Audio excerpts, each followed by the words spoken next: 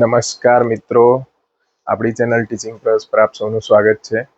આજે હું તમારા માટે ગુજરાત અને ભારતના ઇતિહાસના એવા મોસ્ટ આઈએમપી 10 પ્રશ્નો લઈને આવ્યો છું જે એક્ઝામના રિલેટેડ છે.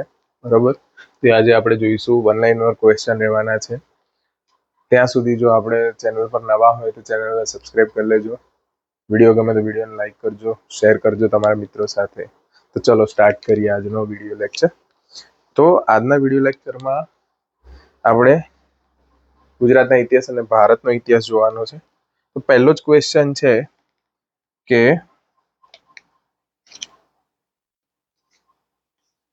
C14 પદ્ધતિનો ઉપયોગ જૂના અવશેષોના સમય માટે થાય છે. તો C14 એટલે શું છે કે કાર્બન ડેટિંગ પદ્ધતિ છે. તમને એવું પૂછ્યું એક્ઝામમાં કે C14 નો ઉપયોગ શેના માટે કરવામાં આવે છે, તો કાર્બન ડેટિંગ પદ્ધતિનો ઉપયોગ શેના માટે કરવામાં આવે છે?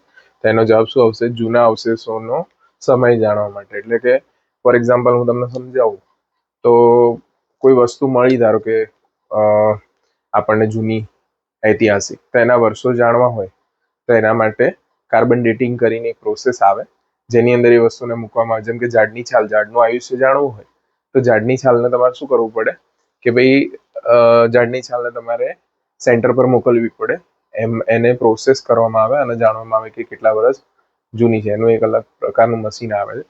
તો કાર્બન ડેટિંગ પદ્ધતિ તમારે ખાલી પરીક્ષામાં એટલું પૂછાઈ શકે કે C14 પદ્ધતિનો ઉપયોગ શાના માટે થાય? તો કાર્બન ડેટિંગ પદ્ધતિનો ઉપયોગ શાના માટે થાય? તો જૂના અવશેષોનો સમય જાણવા માટે, કે ભાઈ 600 વર્ષ જૂનું છે કે 500 વર્ષ જૂનું છે, તો એ જાણવા માટે થાય. ઊંધું બી પૂછી લે, જૂના અવશેષોનો સમય જાણવા માટે શેનો ઉપયોગ થાય છે? તો કાર્બન ડેટિંગ પદ્ધતિનો ઉપયોગ થાય છે. બરોબર.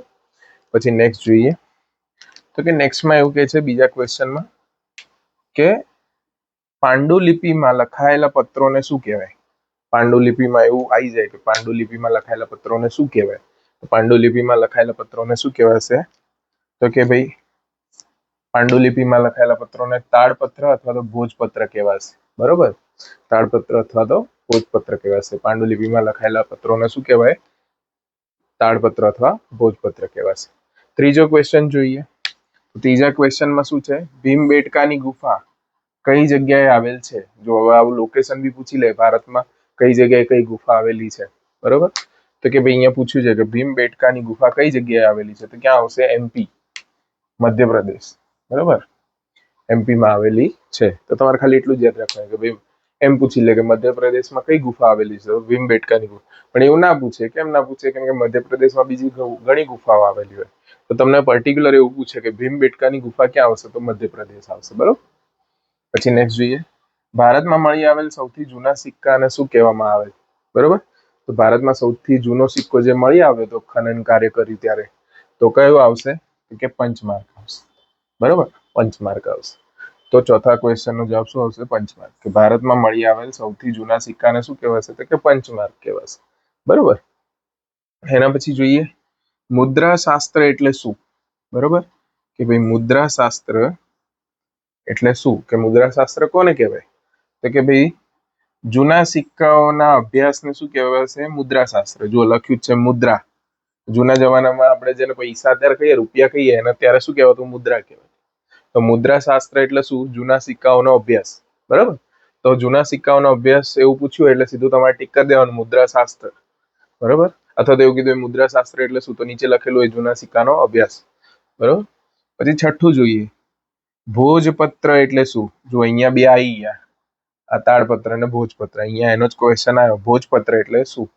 તો કે ભાઈ ભોજપત્ર એવું ખબર તો હોવી જોઈએ ને, કે એવું ખબર પડી કે પાંડુલિપિ લખાણી તાડપત્ર અને ભોજપત્રમાં, પણ ભોજપત્રનો મિનિંગ શું થાય એ નહીં ખબર ને. તો ભોજપત્રનો મિનિંગ અહીંયા આપણે લખેલો છે કે ભાઈ વૃક્ષની છાલ પર લખાયેલો ગ્રંથ, જેને શું કહેવાશે? ભોજપત્ર કહેવાશે. એટલે કે વૃક્ષની છાલ, એની ઉપર કોઈ ગ્રંથ લખવામાં આવે તો એને શું કહેવાશે? ભોજપત્ર કહેવામાં આવશે. હવે જોઈએ સાતમો પ્રશ્ન. જમણી બાજુથી ડાબી બાજુ લખાતી લિપિ, જો અહીંયા ધ્યાન રાખજો હો, લિપિ કીધી છે. જમણી બાજુથી ડાબી બાજુએ લખાતી લિપિ તો કઈ આવશે? ખરોષ્ટ લિપિ આવશે. કઈ આવશે? ખરોષ્ટ લિપિ. બરોબર. પછી આઠમો ક્વેશ્ચન. દક્ષિણ ભારતના મંદિરની શૈલી કઈ કહેવાશે? આ પ્રશ્ન હોય જ છે મોસ્ટ ઓફ એક્ઝામમાં, કે ભાઈ દક્ષિણ ભારતના મંદિરની શૈલીને કઈ કહેવાશે? તો દ્રવિડ શૈલી કહેવાશે. બરોબર. દક્ષિણ ભારતના જે મંદિર છે એની શૈલી કેવી કહેવાશે? તો કે દ્રવિડ શૈલી કહેવાશે. એવી જ રીતે ઉત્તર ભારતના મંદિરની શૈલી તો કે નાગર શૈલી. બરોબર. નાગર શૈલી કયા મંદિરની? ઉત્તર ભારતની. અને છેલ્લો પ્રશ્ન, પશુપાલન યુગની શરૂઆત કયા યુગમાં થઈ? બરોબર.